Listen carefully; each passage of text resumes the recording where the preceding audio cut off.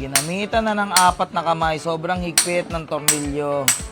Aray ko, dahan-dahan lang sa palo Di baling mapalo na ang kamay, wag lang ang shock At eto na, ang ating kita.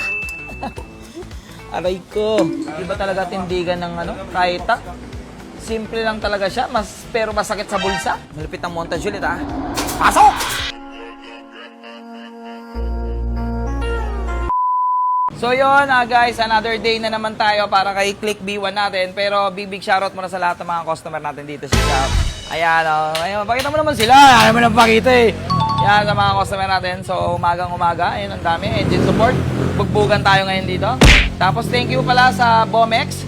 Kasi dahil sa Bomex, naka-uniforme ang mga mekaniko ko ng Bomex. Pulis pala si Sir. Sir! So, eto na tayo ngayon sa Click B1 natin. Siyempre, kung napapansin nyo, naka-stock pa tayo na shock. So, stock shock tayo.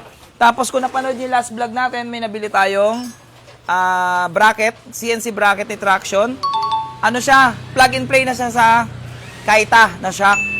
So, yung Kaita shock, nakahulma talaga siya. Ito, hawak na ni Kuya Russell. So, meron tayong third party dito. Tignan nyo, naka-030 pa Yan, big shoutout doon sa dati nating pwesto.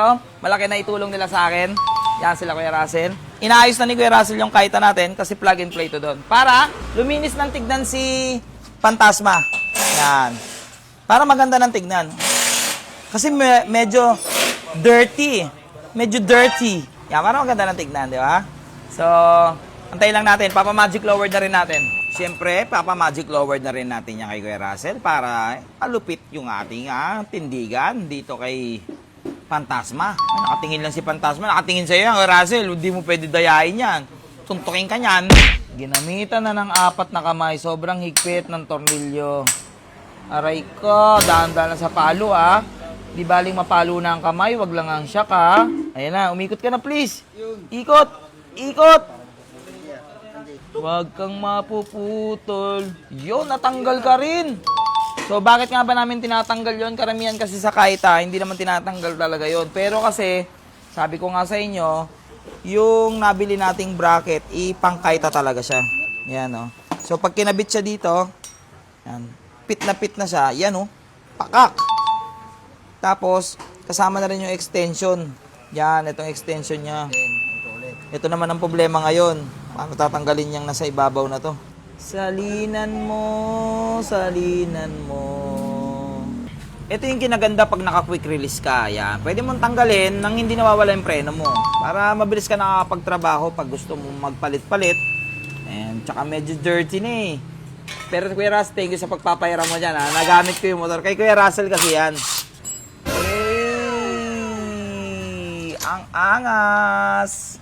Paalam na, stock shock. At ito na ang ating kita. Aray ko. Iba talaga tindigan ng Kaita. Simple lang talaga siya, pero masakit sa bulsa. Uy, may play pa rin. So, hindi siya static, pero dapang-dapa na. Ay, kulang pa, Kuya Ras. Dapa pa natin. Kaya pa ba yan? Kaya yan. Side na sa lupa. So, nandito tayo sa sulok ngayon kasi marami pa tayong customer. So, tingnan mo yung paggagawa ni Kuya Russell. May play pa rin, okay? So, may forma, may play pa rin. So, hindi muna tayo nag-fender fitment kasi nagpaplano ako kung mag-14 na mags.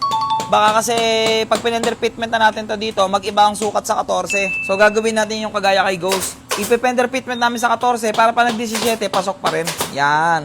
Pero iba talaga tindigan ng Kaita. Nakakaita kang linis tignan. So, syempre, bago natin tapusin, malupit ang montage ulit